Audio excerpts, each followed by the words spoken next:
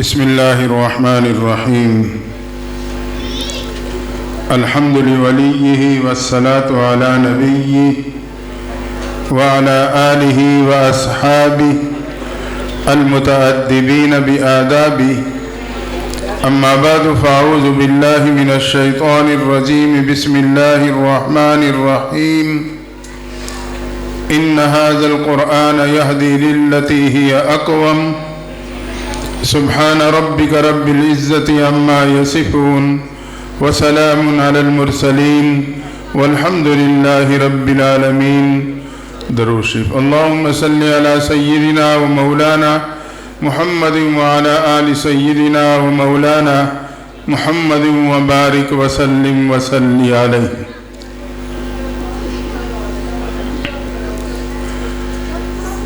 جامعہ کا یہ سالانہ روحانی اصلاحی پروگرام جو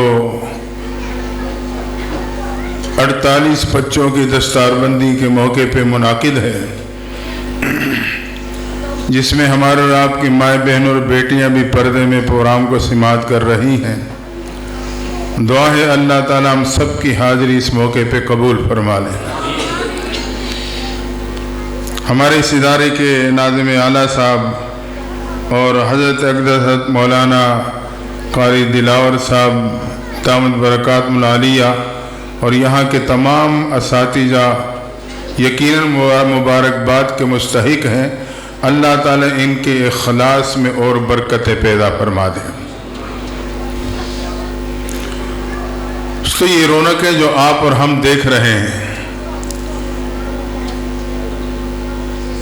کم سن بچوں کے سینوں میں قرآن کا مکمل محفوظ ہونا اور یہ دستار بندی کا منظر، یہ ساری کی ساری رونقیں ایک مدرسے کی برکت سے ہے. میرے اور آپ کے مدرسے کی تاریخ کیا ہے؟ یاد رکھا ہے، مدرسہ آج کی پیداوار نہیں. اس کی بنیاد ڈی سی اور ڈی پی او، کمشنر یا کسی وزیر و مشیر نے نہیں رکھی، نہیں کسی شیخ التفسیر، شیخ الحدیث، قطب، ولی اور غوث نے رکھی. میرے مدرسے کی بنیاد خالق کائنات نے خود عالم عرش پہ رکھی ہے. علم آدم الاسماء كلها ثم عرضهم على الملائکہ فقال انبئونی باسماء هؤلاء. تعلیم و تعلم کا اجرا ہوا، پھر اللہ نے باقاعدہ امتحان لیا. امتحان میں صرف حضرت آدم نے صحیح جوابات دے کے پوزیشن حاصل کی. اللہ نے پوزیشن حاصل کرنے کے نتیجے میں حضرت آدم کو انعام کے طور پہ زمین کی خلافت عطا کر دی. یہ سنت اللہ ہے. تعلیم و تعلم، امتحان، پوزیشن لینے پہ انعام. وہاں سے مدرسہ منتقل ہوا، غار حرا میں آیا. اقرأ بسم ربک الذی خلق. تعلیم و تعلم کا سلسلہ شروع ہوا. وہاں سے منتقل ہو کے یہ دار ارقم میں آیا. صفا پہاڑی پہ مدرسہ قائم ہے، جہاں محبوب پیغمبر تشریف فرما ہے. حضرت صدیق اکبر ایک پہ محنت کر کے اس مدرسہ میں داخلے دلوا رہے ہیں. اللہ کی شان، 37 طلباء اسی مدرسے میں داخلہ لے کر صحابیت کا مقام پا چکے تھے کہ 38ویں درجے میں اللہ نے امیر حمزہ کو اسی مدرسے کا طالب علم بنا دیا. جب امیر حمزہ مدرسے کے طالب علم بنے تو کفر سر جوڑ کے بیٹھا. ہمارے جرنیل ان کی شاگردی میں جا رہے ہیں. ابو جہل کی صدارت میں اعلیٰ سطح کا اجلاس خانہ کعبہ میں منعقد ہوتا ہے. مشورہ یہ ہونے لگا کہ مدرسے کے راستہ کیسے بند کیا جائے، قرآن کی محنت کو کیسے ختم کیا جائے. فیصلہ یہ کیا کہ مسلمانوں کے پیغمبر کو قتل کر دیا جائے تاکہ قرآن اور مدرسے کا راستہ ہمیشہ کے لیے بند ہو سکے. اللہ کی شان، یہ ذمہ داری عمر کو سونپی گئی. عمر ننگی تلوار لیے مدرسے دار ارقم صفا پہاڑی کی طرف بڑھ رہے ہیں. ایک ساتھی نے راستہ روکا. عمر اس حالت میں کہاں جا رہے ہو؟ کہا مسلمانوں کے پیغمبر کو قتل کرنے چلا ہوں. وہ ساتھی کہنے لگا عمر پہلے گھر جا کے اپنی بہن کی خبر تو لے لینا، وہ بھی مدرسۃ البنات میں داخلہ لے چکی ہے. جب عمر نے سنا جس چیز کو ختم کرنے چلا تھا वो पहले ही मेरी दहलीज पे पहुंच चुकी है। गुस्से में आके बढ़ते हुए कदमों को पलटा, अपनी बहन फातिमा बिन खत्ताब के दरवाजे पे पहुंचे। घर में बहन और बहनोई उस्ताद से कुरान पढ़ रहे थे कि दरवाजे पे दस्तक हुई। बहन जान गई भाई उमर आ गया। उस्ताद को कमरे में भेजा। मियां बीवी दरवाजे की तरफ बढ़े। जब दरवाजा खोला, उमर ने गुस्से के हालत में देखा। पूछा क्या कर रहे थे? दोनों बैक आवाज कहने लगे हम कुरान पढ़ रहे थे। उमर ने एक जोरदार थप्पड़ बहनोई की तरफ बढ़ाना चाहा। फातिमा बिन खत्ताब आगे बढ़ी। खावन को बचाते हुए उमर का जोरदार थप्पड़ और तमाचा अपने चेहरे पे बर्दाश्त किया।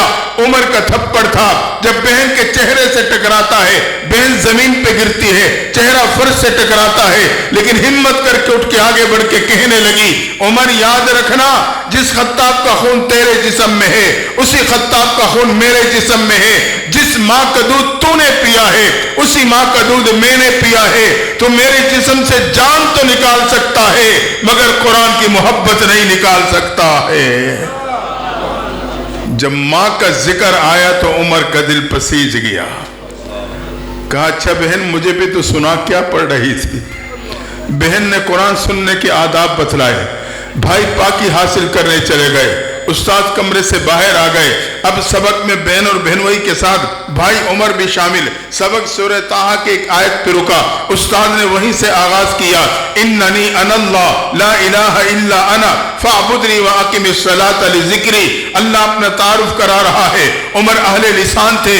आयत सुनी, बेख्तियार जुबान से तारीफी जुमले निकले। कहा ये तो बहुत ही खूबसूरत कलाम है, मुझे भी अपने पैगंबर के कदमों में ले जाओ। साहबी ने सुना तो तड़प के आगे बढ़ के कहने लगा उमर तुझे मुबारक हो, तेरे पे एक मदरसे का दरवाजा नहीं, एक कुरान की दरसगाह का दरवाजा नहीं, हकीकत में तेरे पे ईमान का दरवाजा खुल चुका है। तो अगर हम और आप अपने नस्लों पे इन मदारिस के दरवाजों को खुला रखेंगे, अल्लाह मेरे और मेरे नस्लों के ईमान की हिफाजत फरमा लेगा। ये दीन के किले हैं, ईमान की हिफाजत का जरिया है, इसलिए खुद भी और अपने नस्लों को कुरान के साथ जोड़ दें। उमर पहुंचे मदरसे दार अरकम के दरवाजे पे, दस्तक दी। अंदर गेट पे खड़े सहाबी ने झांक के देखा तो उनके चेहरे पे परेशानी के आसार आ गए। अमीर हमजा वहां से देख रहे तो फौरन उठे, दरवाजे के पास खड़े साथी के पास आए। पूछा मन दक्कल बाब, कौन दरवाजे पे दस्तक दे रहा है? कहा उमर नंगी तलवार हाथ में पकड़े मदरसे के दरवाजे पे दस्तक दे रहा है। अमीर हमजा ने कहा हटो, दरवाजा मैं खोलूंगा। अच्छी नीयत से आया है खुशामदेद कहूंगा, बुरी नीयत से आया है उसी के तलवार से उसका सर कलम कर दूंगा। हजरत अमीर हमजा आगे बढ़े, मदरसे का दरवाजा खोला। जैसे ही दरवाजा खुला उमर की निगाहें उठी तो अमीर हमजा के चेहरे से टकरा गई। उमर ने उठी निगाहों को जैसे ही झुकाया, अमीर हमजा ने भाप लिया। उन्होंने अपने जमे हुए कदमों को हटा लिया। उमर ने कदम बढ़ाए, सहाबा ने रास्ता दे दिया। उमर बढ़ते हुए महबूब के कदमों में जा पहुंचे। चेहरे अनवर को देख के कहने लगे अल्लाह के नबी मुझे कलमा पढ़ा दो। ये सुनना था, तारीख इस्लाम का सबसे पहला मौका है। मदरसे दार अरकम की फिजा नारे तकबीर से गूंज जाती है। तुलबा ने, सहाबा ने अल्लाह की अजमत को बयान कर दिया, अल्लाह की किबरियाई को बयान कर दिया कि उमर भी ईमान के दामन में आ चुका है। वहां से ये मदरसा मुंतकिल हुआ, मस्जिद नबवी में इसका क़ियाम हुआ, जहां बाकायदा मुसाफिर तुलबा का भी इंतजाम किया गया। मस्जिद नबवी के ये तनवर दरख्त अल्लाह ने इसकी शाखों को पूरे कायनात में फैला दिया। आज ये इदारा इस इमारत का नाम नहीं, हकीकत में मस्जिद नबवी के उस तनवर दरख्त के शाख का साया है जो अल्लाह ने इस इदारे की सूरत में आपके इस इलाके पे डाल दिया है। अगर इसकी छत के नीचे जमा रहे तो क़यामत के दिन इसकी बरकत से अल्लाह मुझे और आपको अर्श के साए के नीचे जमा फरमा देगा। ये मेरे और आपके मदरसे की तारीख है। इसलिए मदारिस अहले मदारिस के करीब आए, इनसे मोहब्बत करें, इनकी जरूरियात को समझें। खुशकिस्मत है वो माँ बाप जिनके बच्चों ने आज कुरान की तकमील की। और खुशकिस्मत है वो बच्चे और तुलबा, वो कलाम जिसको नाजिल करने के लिए अल्लाह ने अपने महबूब पैगंबर के सीने के इंतखाब किया था, आज इस पुरफितन दौर में अल्लाह ने उसी कलाम की हिफाजत के लिए इन बच्चों के सीने का इंतखाब कर लिया है। बहुत बड़ी सआदत की बात है। मेरा और आपका कमाल नहीं, मेरे रब का इंतखाब है। याद रखना, आज हम और आप अपनी जाती चीज किसी को नहीं देते। जाती मोबाइल देना तो दूर की बात, जाती नंबर हर एक को नहीं देते। जिससे खास मोहब्बत का ताल्लुक हो शायद उसे दे देते हैं। इल्म अल्लाह की जाती सिफत है। कुरान अल्लाह का जाती कलाम है, अल्लाह के जात से सादिर हुआ। अल्लाह भी अपनी जाती चीज हर एक को नहीं देता, सिर्फ उसको देता है जिसको एक मर्तबा मोहब्बत की निगाहों से देख लेता है। ये उलमा और ये हुफ्फाज उस काफिले के अफराद हैं जिसको रब ने मोहब्बत की निगाहों से देखा। अगर हम और आप इनसे मोहब्बत करेंगे, हम भी अल्लाह के महबूब बंदों में शामिल हो जाएंगे। और दूसरी बात यह,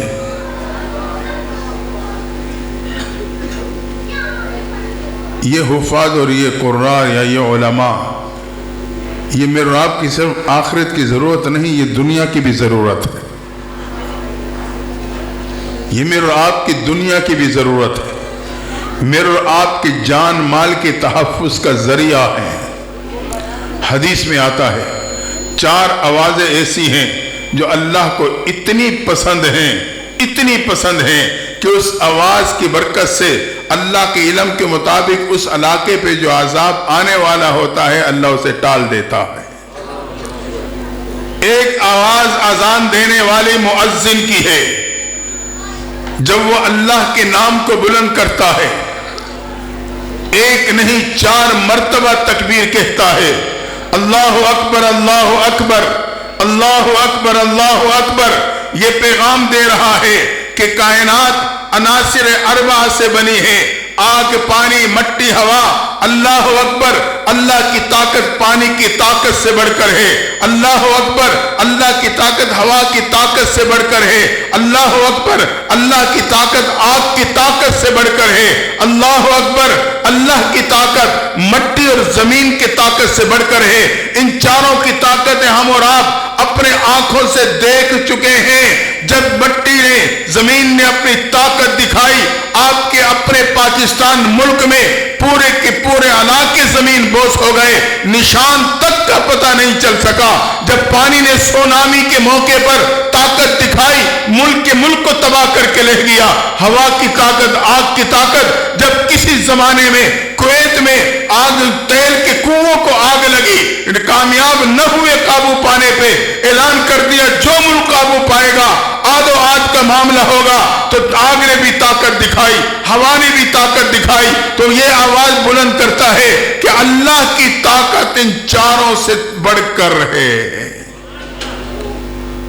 यह आवाज अल्लाह को बहुत पसंद है। इसकी बरकत से अल्लाह उस इलाके पे आने वाले अजाब को उठा लेता है। और दूसरी आवाज उस मर्द मुजाहिद की है जो इस कुरान के तहफ़्फ़ुज़ के खातिर, दीन के तहफ़्फ़ुज़ के लिए जान का नजराना पेश करते हुए आवाज बुलंद करता है, अल्लाह के नाम को बुलंद करता है। अल्लाह को आवाज इतनी पसंद आती है कि उसकी बरकत से उसके इलाके पे आने वाले अजाब को उठा लेता है।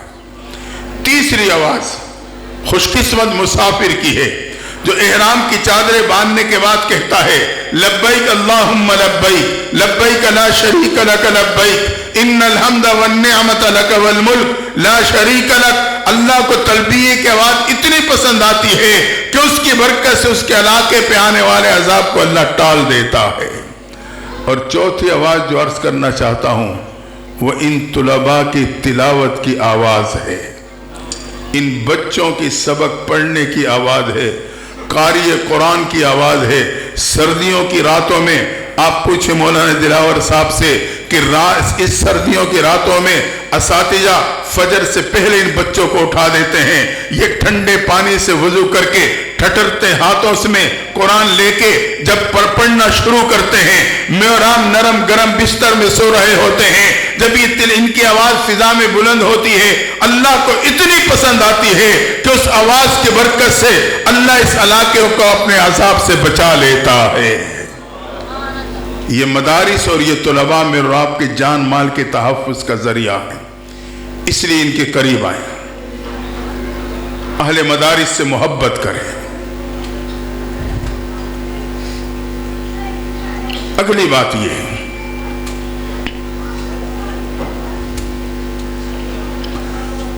جو نصاب اس مدرسے میں پڑھایا جاتا ہے قرآن مجید، اس کے کیا اثرات اور برکات ہیں؟ یاد رکھنا، قرآن میں اللہ نے ایک ایسی مقناطیسیت رکھی ہے جیسے کہ جہاں بھی مقناطیس ہوتا ہے لوہے کو کھینچ لیتا ہے۔ قرآن میں ایسی مقناطیسیت ہے، جہاں یہ قرآن آتا ہے یہ اللہ کی رحمتوں کو کھینچ لیتا ہے۔ قرآن میرے اور آپ کے کاروبار میں آئے گا، رحمت کاروبار پہ نازل۔ قرآن میری زندگی میں آئے گا، رحمت میری زندگی میں نازل۔ قرآن میرے گھر بار میں آئے گا، رحمت میرے گھر بار پہ نازل ہو جائیں گی۔ آج کا مسلمان کہتا ہے ہمیں تو پتہ نہیں چلتا ہے قرآن کی طاقت، قرآن کی برکت۔ پسٹل کی گولی اگر آپ ہاتھ میں لے کے کسی شکار کو ماریں، اسے لگ بھی جائے تو اس پہ خراش تک نہیں آئے گی۔ وہی گولی پسٹل میں رکھ کے فائر کریں گے، وہ شکار سے آر پار ہو جائے گی۔ اگر گھروں میں طاقتوں میں رکھے ہوئے قرآن کو اٹھا کر ہم اور آپ اس کی طاقت اور برکت دیکھنا چاہتے ہیں، اسے اپنے کاروبار میں لا کے دیکھیں، اپنی زندگی میں لا کے دیکھیں، گھر بار میں شامل کر کے دیکھیں، پھر مجھے پتا چلے گا کہ قرآن کی کتنی برکت اور کتنی طاقت ہے۔ ہم نے تو طاقتوں میں رکھا ہوا ہے، پتہ نہیں کبھی اٹھانے کا موقع بھی ملا یا نہیں۔ حقیقت ہے آج ہم نے قرآن کی عظمت کو بھی نہیں جانا۔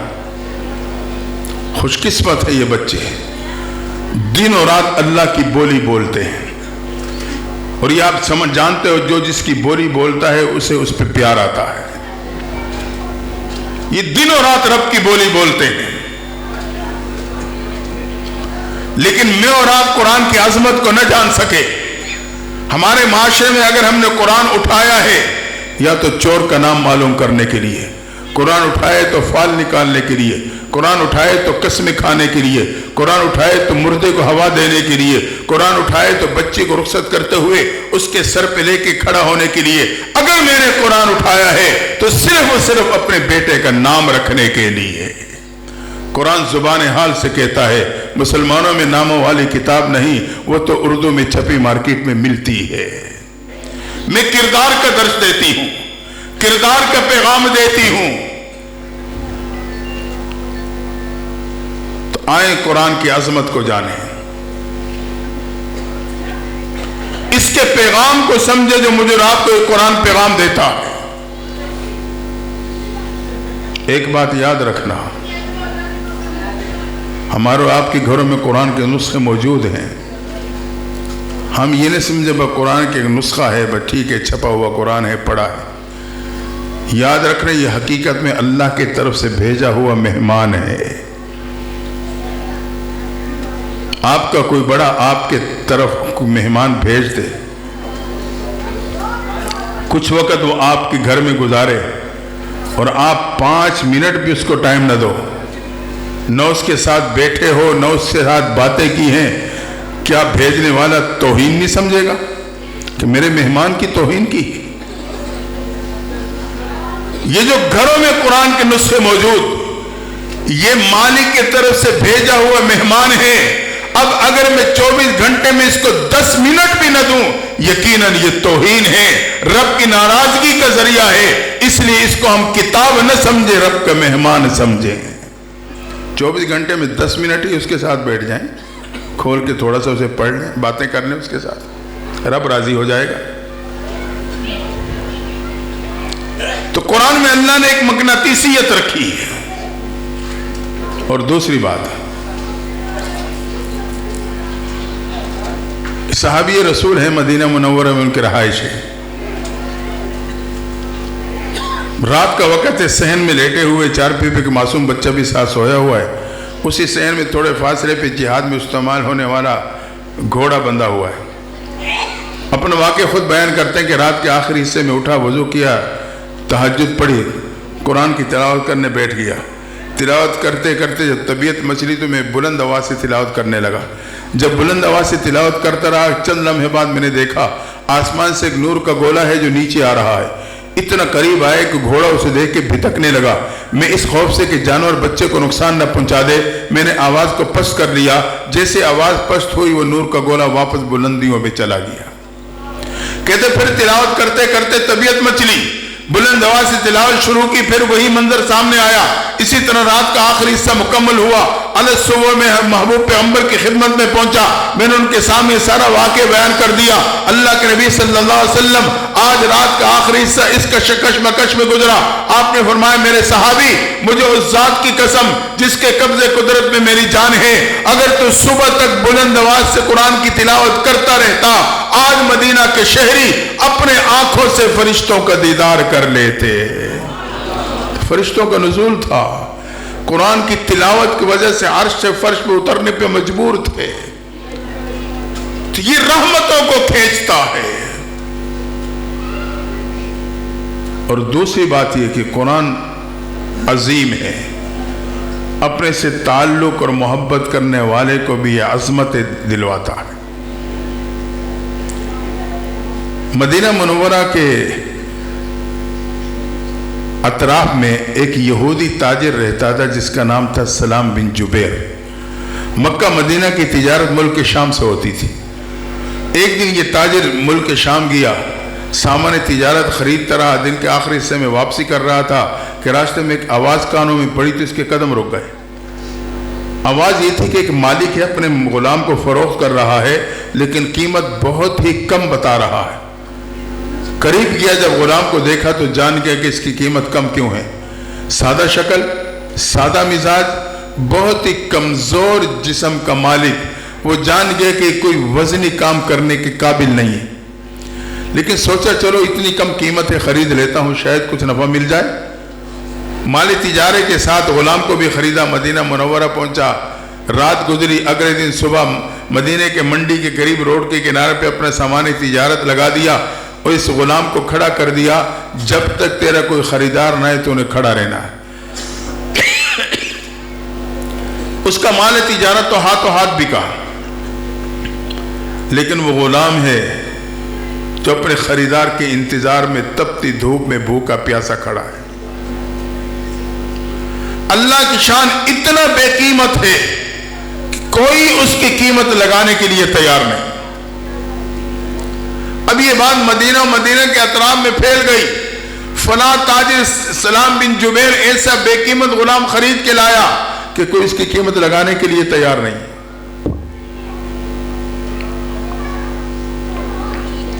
ایک خاتون تھی جس کا نام شبیتا تھا۔ ایک دن وہاں سے گزری، اس غلام کو کھڑے دیکھا، دوسرے دن گزری دیکھا، جب تیسرے دن گزرنے لگی کہ وہ اسی حالت میں اپنے خریدار کے انتظار میں تپتی دھوپ میں کھڑا ہے، تو اس سے ہمدردی کا جذبہ ابھرا۔ ہمدردی کی بنیاد پہ اس نے بغیر ضرورت کے اس بے قیمت غلام کی قیمت ڈالی، اسے خرید کے گھر لے گئی۔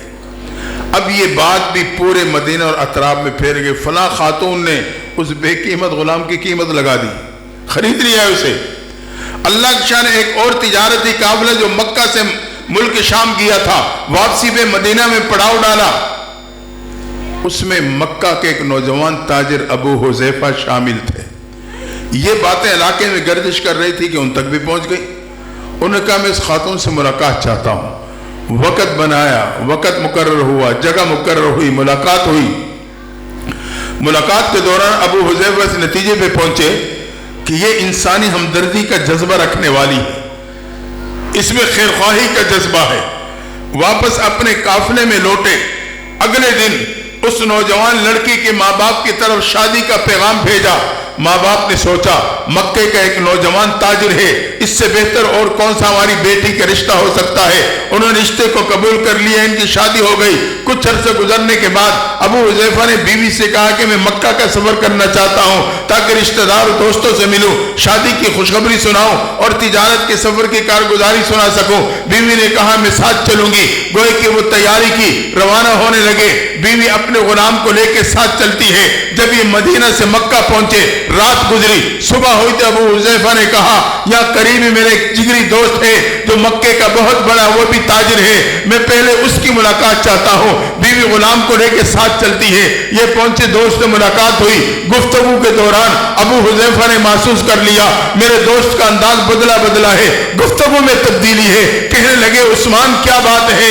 आपके अंदाज में तब्दीली, आपकी गुफ्तगू बदली बदली। उस्मान गनी कहने लगे अबू हुज़ैफा में कलमा पढ़ के मुसलमान हो चुका हूं।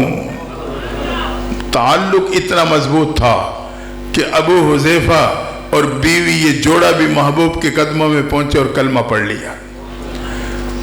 कलमा पढ़ने के बाद जब महबूब ने दीन की तालीमात की आगाही दी तो ये शबीता जो इसकी बीवी थी अबू हुज़ैफा की, उसने जब तालीमात में सुना कि गुलाम को आज़ाद करने में ये फजाइल हैं, अल्लाह की शान, उसने अपना गुलाम जिसका नाम हजरत सालिम था उसे आज़ाद कर दिया। ये वो हजरत सालिम थे। अब बेकरार हुए, मदीना में तो मेरा कोई जानने वाला नहीं, कहाँ जाऊंगा। उन्होंने कहा परेशान ना होना, अभी तो गुलाम था, तेरा ना अपने इरादे का मालिक था ना अपनी चाहत का मालिक। अब तुझे आज़ाद कर दिया है तो अपने इरादे का भी मालिक है, अपनी चाहत का भी मालिक है। हम तेरी सरपरस्ती करेंगे, जो काम तो करना चाहता है तो बता, हम वो करके देंगे। हज़रत सालिम ने कहा मैं कुरान पढ़ना चाहता हूँ, मुझे कुरान की दरसगाह में दाखिला दिलवा दो। मालूमात नहीं मक्का की, कुरान की दरसगाह में हजरत सालिम को दाखिल कर दिया। शौक था, मेहनत की, थोड़ी ही अरसे में हाफिज कुरान नहीं बल्कि कारी कुरान बन गए। अल्लाह ने इतना खूबसूरत लहजा और लहर अता किया, जब तिलावत करते रास्ते में चलने वालों के कदम रुक जाया करते थे। अल्लाह के शान यही हजरत सालिम जो अब कारी कुरान है, जब वो मौका आया कि सबसे पहला काफिला मक्का से मदीना हिजरत करके जा रहा था, उसमें इस कुरान की बदौलत हजरत सालिम को उस काफिले में शामिल कर दिया गया। पहुंच गए मदीना मुनव्वरा, वहां से मस्जिद कुबा में पूरे काफिले वालों ने मुत्तफिक तौर पे हजरत सालिम को इमाम बना के मुसल्ले पे खड़ा कर दिया। एक वक्त आया जब अमीरुल मोमिनीन जैसी शख्सियत हज़रत उमर फारूक रज़ी अल्लाह ताला अन्हो मक्का से मदीना तशरीफ लाए। मदीना पहुंच के मस्जिद कुबा आए, नमाज का वक्त हुआ। हज़रत सालिम इमाम बन के मुसल्ले पे खड़े हैं, अमीरुल मोमिनीन मुक्तदी बन के उनके पीछे खड़े हैं। ये अज़मत अगर हज़रत सालिम को मिली है तो कुरान की बदौलत मिली है, वरना ये वही था जो रोड के किनारे पे खड़ा अपने खरीदार के इंतजार में, इतना बेकीमत थे, कोई कीमत लगाने वाला न था। कुरान की बरकत से अल्लाह ने ऐसी अजमत अता फरमाई कि अमीर मोमिन जैसे शख्सियत आपके पीछे नमाज अदा कर रही है। तो कुरान के ताल्लुक और मोहब्बत में अजमत है, इसलिए इससे अमली ताल्लुक जोड़े, इसको सिर्फ अपने रसूमात तक महदूद न करें, उलमा की करीब आए ताकि हमें कुरान की अजमत का पता चले। इस प्रोग्राम से कम यह आज़म करके उठें कि आज के बाद हमने रोजाना एक रकू क्यों ना हो लेकिन तिलावत जरूर करनी है। नहीं पढ़ा हुआ बिलफर्ज कोई शर्म नहीं। आप कल से कारी साहब से टाइम ले, मैं ये दावे से कहता हूं कि कोई उस्ताद आपको इनकार नहीं करेगा, क्योंकि इस तबके में अल्लाह ने जो खैर ख्वाही का जज्बा रखा है वो किसी और में नहीं है। और ये बात भी याद रखना, कुरान का कमजोर तरीन ताल्लुक भी हिदायत का जरिया बन जाता है, कमजोर तरीन ताल्लुक भी। पाकिस्तान से एक नौजवान गया मगरिब ममालिक में, किसी कंपनी के दफ्तर में मुलाजिमत हो गई। उस दफ्तर में एक ईसाई लड़की भी मुलाजिमत करती थी। थोड़ी ही अरसे में इनके आपस में हाय हेलो का सिलसिला शुरू हो गया।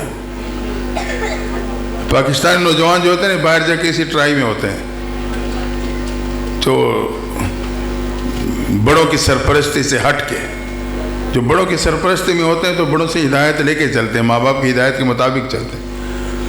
جو اس کے علاوہ ہوتے ہیں ان کی پھر کوشش ہوتی ہے کہ یہاں کہیں میری کنڈی اڑے اور میں شادی کر لوں۔ کیوں؟ نیشنلٹی مل جائے گی، گرین کارڈ مل جائے گا۔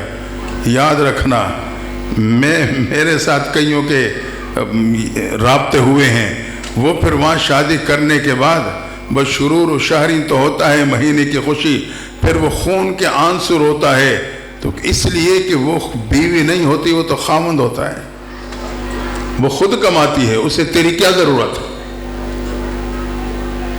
اس لیے بڑے فیصلے اپنے ہاتھ میں نہیں لینے چاہیے، بڑے فیصلے بڑوں پہ چھوڑیں، بڑے جو فیصلہ کرتے ہیں اس میں اللہ تعالیٰ برکتیں شامل کر دیتا ہے۔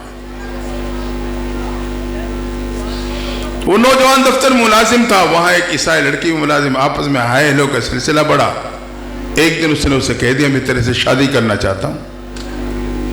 تعلق اس کا بھی بن چکا، اس نے کہا میرا باپ بڑا سخت ہے، وہ عیسائی پادری ہے، اس کی اجازت کے بغیر میں قدم بھی نہیں اٹھا سکتی، کوشش کروں گی جب بھی موقع ملا جتنے عرصے بعد بھی بات کر کے دیکھوں گی۔ اللہ کے وقت گزرتا گیا، اسے کئی مہینوں بعد موقع ملا، اس نے باپ کے سامنے بات رکھ دی۔ باپ نے اندازہ کر لیا کہ میری بیٹی کا بھی رجحان ہے، تو باپ نے کہا اچھا ایسا کرو اس نوجوان کو بلا کے لانا، میں نے 2-3 باتیں اس سے کرنی۔ اگلے دن بلا کے لے آئی، باپ سے ملاقات ہوئی۔ باپ نے اس نوجوان سے کہا کہ دیکھو پہلی شرط میری یہ ہے کہ جس دفتر میں تیری ملازمت ہے وہ چھوڑنی پڑے گی۔ اس نے کہا مجھے منظور ہے۔ دوسری شرط یہ ہے کہ جو تیری کمیونٹی ہے، رشتہ دار، عزیز و اقارب، دوست و احباب، ان سے بالکل رابطہ توڑنا پڑے گا، اسے پتہ نہ چلے کہاں تھا اور کہاں گیا۔ اس نے کہا منظور ہے۔ تیسری شرط یہ، ہر اتوار کو چرچ میں عبادت کے لیے جاتے ہیں، ہمارے ساتھ جانا ہوگا۔ اس نے کہا یہ بھی مجھے منظور ہے۔ اب 3 باتیں تھے، اس نے منظور کر لی۔ باپ نے چند دنوں بعد فیصلہ کر دیا، یوں سمجھے کہ ان کی شادی ہو گئی، ساتھ ہی گھر دے دیا، اس میں رہنے لگے، اسی علاقے میں ملازمت مل گئی۔ رشتہ دار، دوست و احباب تلاش کر کر کے مایوس ہو گئے، پتہ نہیں زمین نکل گئی، آسمان اچک گیا، کہاں گیا؟ اللہ کی شان، 3 سال گزرنے کے بعد یہی نوجوان اپنے پہلے والے علاقے میں مسجد میں وضو کرتے ہوئے امام صاحب کو نظر آ گیا۔ وہاں تو ہر طرف بات پھیلی ہوئی تھی، پتہ نہیں وہ کہاں گیا اور کہاں گیا۔ امام صاحب نے دیکھا کہ یہ نوجوان 3 سال بعد کہاں سے آیا، زمین سے نکلا ہے، آسمان سے ٹپکا ہے، کہاں سے آ گیا؟ وہ سمجھدار تھے قاری صاحب، انہوں نے نظر رکھی، اس نے وضو کر کے نماز پڑھی، نماز سے فارغ ہوا تو ایک ساتھی کو بھیجا کہ اس نوجوان کو بلا کے لے آؤ کہ قاری صاحب آپ کو بلا رہے ہیں۔ اسے بلا کے لے آئے، حجرے میں بٹھایا، قاری صاحب نے چائے منگوائی، اسے چائے پلائی، اکرام کے بعد اس سے پوچھا نوجوان 3 سال کا عرصہ گزرا، کہاں تھا اور کہاں سے آیا؟ اس نے اپنا واقعہ بتایا جو میں آپ کو سنانا چاہتا ہوں۔ کہنے لگا قاری صاحب اسی طرح دفتر میں ایک عیسائی لڑکی سے رابطہ تعلق بنا، شادی ہو گئی، میرے پاس ایک قرآن کا نسخہ تھا اور تو کچھ بھی نہیں تھا۔ ہمارے گھر کے برانڈے میں ایک تاکچہ تھا جہاں سے عیسائیت کی کتابیں پڑھی تھی، میں نے قرآن کا نسخہ بھی وہیں اس کے اوپر رکھ دیا۔ ملازمت وہاں اختیار کر لی تھی میں نے۔ صبح ناشتہ کر کے جب گھر سے دفتر کے لیے نکلتا تو اچانک میری نگاہ اٹھتی، اسی قرآن کے نسخے پہ پڑ جاتی۔ جب اس پہ میری نظر پڑتی تو میرے دل میں ایک بات گھوم جاتی، یہ میرے رب کا سچا کلام ہے۔ بھئی یہ بات میرے دل میں آتی قدرتی طور پہ، یہ میرے رب کا سچا کلام ہے۔ شام کو گھر لوٹتا پھر نظر پڑتی، یہی بات گھوم جاتی، میرے رب کا سچا کلام۔ کہتے اسی طرح چند دن گزرے۔ ایک دن دفتر سے واپس آیا، نظر اٹھی تو دیکھا وہاں کوئی کتاب نہیں۔ میں نے اپنی بیوی سے پوچھا کتابیں پڑھی تھی کہاں گئی؟ اس نے کہا میں نے گھر کی آج ساری صفائی کی ہے تو یہاں یہ کتابیں تھی، اضافی تھی، بلا ضرورت پڑی تھی، میں نے ساری اٹھا کے باہر کوڑے کے ڈبوں میں پھینک دی۔ کہتے ہیں جب یہ کہا تو میں تو تیزی سے اٹھا اور باہر کی طرف دوڑا۔ بیوی کھڑکی میں آ کے کھڑے ہو گئے، دیکھو کہ کیا کرتا ہے، اسے کیا ہوا؟ کہتے کوڑے کے ڈبوں سے کتابیں نکالتا رہا، قرآن تلاش کرتا رہا، آخرکار مل گیا۔ میں نے اسے صاف کیا، سینے سے لگایا، آنکھوں سے لگایا، چوما، بڑے عقیدت کے ساتھ لے کے گھر آ گیا۔ بیوی سارا منظر دیکھ چکی تھی، مجھے کہنے لگی تیرے میں ابھی مسلمانوں والے جراثیم ختم نہیں ہوئے؟ یہ کہنے کے بعد غصے میں آ کے اپنا پرس اٹھایا، کہا میں اپنے باپ کو بتانے جا رہی ہوں۔ جب اس نے پرس اٹھا کے کہا باپ کو بتانے جا رہی ہوں، میری بھی قرآن اٹھایا اور میں نے کہا میں بھی اپنے رب کو منانے جا رہا ہوں۔ کہا بس میں واپس لوٹ آیا ہوں۔ انداز لگائیں کتنا کمزور تعلق تھا لیکن ہدایت کا ذریعہ بن گیا۔ آئے ہم قرآن کی عظمت کو جانیں، اس سے تعلق جوڑیں۔ یہ اللہ کی عدالت میں میرا بڑا مضبوط وکیل ہے، اس سے تعلق جوڑیں۔ خود قرآن پڑھنے والے بنیں، اگر پڑھا ہے صحیح نہیں پڑھا مولانا دلال صاحب کے پاس آئیں، یہ کسی استاد کے ذمہ لگا دیں گے، میرا آپ کی قرآن کی تصحیح ہو جائے گی۔ اگر تصحیح سے کے ساتھ پڑھتا ہوں تو ترجمہ شروع کرتے ہیں، اس کے ساتھ ایسا تعلق جوڑیں، یقین میرا آپ کی دنیا بھی بن جائے گی، آخرت بھی بن جائے گی۔ آخری بات، آج تک ہم اور آپ غفلت کا شکار رہے، منمانی منچاہی زندگی گزاری ہے، جو جی میں آیا بس کرتے چلے گئے۔ اب بھی میرا آپ کے پاس وقت ہے کہ ہم اور آپ سچی پکی توبہ کر لیں۔ یہ جو موجودہ زندگی کے لمحات ہیں بڑے قیمتی ہیں،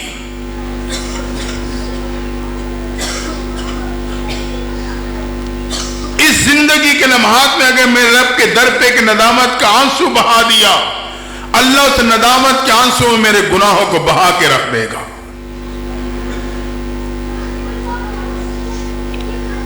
حضرت حسن بصری رحمۃ اللہ تعالی علیہ عظیم المرتبت تابعی گزرے ہیں، ان کا نام حسن حضرت عمر فاروق رضی اللہ تعالیٰ عنہ نے رکھا تھا۔ یہ میرے آپ کی ماں حضرت ام سلمہ کے خادمہ کے بیٹے تھے۔ جب آپ کی والدہ کام میں مصروف ہوتی تو حضرت ام سلمہ آپ کو گود میں کھلایا کرتی تھی۔ آپ کئی امہات المومنین کی گودوں میں کھیلیں، کئی صحابہ سے علم پائے، کئی بدری صحابہ کی آپ کو زیارت نصیب ہوئیں۔ اللہ کی شان آپ کے پڑوس میں ایک خاتون رہتی تھی، جوانی میں خاون کے انتقال ہو گیا، دودھ پیتا بچہ گود میں رہ گیا۔ عدت گزرنے کے بعد سوچنے لگی دوسرا گھر کیا آباد کروں، زندگی بیٹے کے نام کر دیتی ہوں۔ بیٹے کو پالتی سنبھالتی رہی، بیٹے سمجھداری کی عمر کو پہنچا تو ماں کہنے لگی بیٹا پڑوس میں اللہ والے رہتے ہیں، میرے استاد میرے مرشد رہتے ہیں، ان کی صحبت میں جایا کرو، ان کی مجلس میں بیٹھا کرو، ان کی باتیں سنا کرو۔ لیکن نوجوان جوانی میں مستانی کا شکار ہو چکا تھا، دوستوں کے مجالس کو گرمانے لگا، ہوٹلوں کو آباد کرنے لگا۔ اس نے آج کے نوجوان کی طرح اس وقت روڈ پرمٹ بنا رکھا تھا، بس ماں کی ایک کان سے سنتا دوسرے کان سے نکال دیتا۔ مختصر ہے کہ ایک دن جوانی میں بیماری کا شکار ہوا، بیماری معمولی تھی بڑھتی چلی گئی، جیسے بڑی ویسے بگڑتی چلی گئی، حتیٰ کہ یہ جوانی میں ایسا بیمار ہوا کہ چارپی پہ پڑ گیا۔ اتنے طویل عرصے میں ماں بڑھاپے کو پہنچ چکی تھی، ماں اپنے بیمار بیٹے کی خدمت کے لیے اس کے قدموں میں بیٹھ گئی، قدموں میں بیٹھ گئی۔ بعض دفعہ بیماری اتنی لمبی ہو جاتی ہے کہ مریض کو یقین ہو جاتا ہے میرے بیماری سے بچنا مشکل۔ اس نوجوان کے دل میں ایک دن یہ بات اتر گئی میرے اس بیماری سے بچنا مشکل، تو اس نے اپنی بند آنکھوں کو کھولا، قدموں کی طرح بیٹھے بڑھیا ماں کے چہرے پہ ڈالا، دیکھ کے کہنے لگا اماں میری ایک آرزو تو پوری کر دینا۔ ماں نے جب بیمار بیٹے کی زبان سے آرزو کا لفظ سنا تو تڑپ گئی، کہا بیٹا کون سی آرزو لیے پڑا ہے بتا تو صحیح، تیرے لیے جی رہی ہوں، تیرے سہارے بیٹھی ہوں یا تیرے لیے بیٹھی ہوں، کون سی آرزو تیری باقی ہے؟ نوجوان نے کہا اماں اگر میرا انتقال ہو جائے اللہ والوں سے کہنا میری نماز جنازہ پڑھا دیں۔ ماں تڑپ گئی لیکن اپنے آپ کو سنبھالا، گئی حضرت حسن بصری کی خدمت میں، حضرت میرا نوجوان بیٹا اس کیفیات سے گزر رہا ہے، آرزو کا اظہار کر رہا ہے کہ جنازہ اللہ والے پڑھا دیں۔ اللہ کی شان حضرت حسن بصری نے اس نوجوان کے جنازے پڑھانے سے صاف انکار کر دیا۔ اب مرشد تھے یہ اصرار نہ کر سکی۔ آج کل کی پیری مریدی تو نہیں تھے نا، آپ کو پتہ ہوگا آج کل کی پیری مریدی کے خاص طور پر ہمارے ملتان کی طرف، ہمارے ملتان کی طرف پیری مریدی کا معیار پتہ ہے کیا ہے؟ مولانا تو اسی علاقے کے ہیں، تعویذ چلا تو پیر بھی پکا مرید بھی پکا، تعویذ نہ چلا پیر بھی فارغ مرید بھی فارغ۔ حالانکہ پیر رہبر کو کہتے ہیں، پیر رہبر کو کہتے ہیں، دین کا راستہ بتلانے والا، اللہ اور اللہ کے نبی کا راستہ دکھلانے والا۔ ہم نے اس کا معیار تعویذ گنڈا بنا۔ میں تعویذ کی مخالفت نہیں کر رہا، ہم بھی دیتے ہیں، ہمارے بڑوں نے دیے ہیں، لیکن میں سمجھا رہا ہوں، بتانا چاہ رہا ہوں۔ اب مرشد تھے اصرار نہ کر سکی، قدم پلٹ کے جا رہی تھی، حضرت نے آواز دے کے وضاحت کر دی، کہا میں اس نوجوان کا جنازہ کیسے پڑھاؤں جو پوری زندگی رب کے در پہ نہیں جھکا، پوری زندگی اس نے رب کو نہیں پکارا، بعض उलमा ने लिखा है हज़रत हसन बसरी का ताल्लुक उस उलमा के काफिले से था जिनके नजदीक बेनमाजी का जनाजा नहीं पढ़ाया जाता था। माँ कदम पलट के बेटे के कदमों में आके बैठी, बेटे ने बंद आंखों को खोला, माँ के चेहरे पे जमा लिया, मुसलसल माँ को देखता रहा। माँ समझ गई बेटी की खामोश निगाहें मेरे से किस सवाल का जवाब मांग रही हैं, लेकिन सोचने लगी इसे बताऊं तो क्या बताऊं, इसे कहूं तो क्या कहूं। दिल ही दिल में तड़प रही थी, मगर बेटे का मुसलसल देखना भी माँ से बर्दाश्त न हुआ। आखिरकार दिल पे हाथ रख के कहने लगी, बेटा अल्लाह वालों ने तेरे जनाजा पढ़ाने से इनकार कर दिया है। ये सुनना था। नौजवान के दिल पे एक चोट लगी, उसने एक ठंडी आह भरी, आंखों से नदामत के आंसू जारी खामोशी में चला गया। नदामत के आंसू की बात कर रहा था, नदामत के आंसू जारी खामोशी में चला गया। इधर माँ एक बार फिर तड़प जाती है। चंद लम्हे बाद नौजवान ने फिर आंखें खोली, माँ को देख के कहने लगा, अम्मा यकीनन मैं इतना बुरा हूँ कि अल्लाह वालों ने मेरे जनाजा पढ़ाने से इनकार कर दिया है। अम्मा फिर तू मेरे पे एक एहसान कर देना। बेटा क्या एहसान? कहा जब मेरा इंतकाल हो जाए मेरे पाँव में रस्सी बांध देना, बस्ती की गली में घसीटते चले जाना, जहां बस्ती वाले गंदगी डालते हैं वहां जाके मुझे भी डाल देना। मैंने तो तौबा नहीं की, लेकिन मेरे दोस्त जब मेरे अंजाम को देखेंगे तो उन्हें तौबा नसीब हो जाएगी। माँ सुन रही है, तड़प रही है, करूं तो क्या करूं। मुख्तसर ये कि इसी कश्मकश में चंद लम्हे बाद नौजवान का इंतकाल हो गया। इधर बेटे की रूह परवाज हुई, उधर दरवाजे पे दस्तक हो गई। माँ इसी परेशानी में बंद दरवाजे की तरफ दौड़ी, दरवाजा खोला तो क्या देखा, हजरत हसन बसरी दरवाजे पे खड़े। हजरत कैसे तशरीफ लाए? तेरे बेटे का जनाजा पढ़ाने आया हूँ। माँ चीख मार के कहती है, हजरत मामला क्या है? बेटे का इंतकाल अभी हुआ, घर में मेरे सिवा कोई है नहीं, मैंने किसी को खबर नहीं दी, आपको कैसे खबर हो गई? फिर आप जनाजे से इनकार फरमा चुके थे, अब वक्त से पहले ही तशरीफ ले आए। हजरत की आंखों से भी आंसू जारी। कहा हाँ, जब तू बेटी की आरज़ू लेके आई थी मैंने इनकार कर दिया था। तेरे जाने के बाद मेरे आराम का वक्त था, मैं सोया तो मेरे ख्वाब में क्या सुना, रब की तरफ से आवाज आती है, मेरे दोस्त तेरे पड़ोस में मेरे एक दोस्त का इंतकाल हो चुका है, उसकी नमाज जनाजा पढ़ा, अगर जनाजे से इनकार किया तो दोस्ती से इनकार कर दूंगा। ये सुनना था। तड़पता हुआ उठा, दौड़ते हुए तेरे दरवाजे पे नौजवान के जनाजे के इंतजार में खड़ा हूं। दोस्तों मेरा आपको यकीन है रब चाहे तो सुबह को शाम पे बदल दे, वो चाहे तो शाम को सुबह पे बदल दे, रब चाहे तो दिन को रात पे बदल दे, वो चाहे तो रात को दिन पे बदल दे, रब चाहे तो गर्मी को सर्दी पे बदल दे, वो चाहे तो सर्दी को गर्मी पे बदल दे, रब चाहे गुनाहों को नेकियों पे तब्दील कर दे। उलाइका युबद्दिलुल्लाहु सय्याति हसनात। नौजवान के नदामत भरे आंसू थे, अल्लाह ने उसके गुनाहों को नेकियों पे तब्दील करके दोस्ती में शामिल कर लिया था। दुआ है अल्लाह ताला हमें और आपको भी सच्ची पक्की तौबा नसीब फरमाए और अमली ज़िंदगी गुजारने की तौफीक अता फरमा दे। व आखिर दावाना अनिल हम्दुलिल्लाहि रब्बिल आलमीन।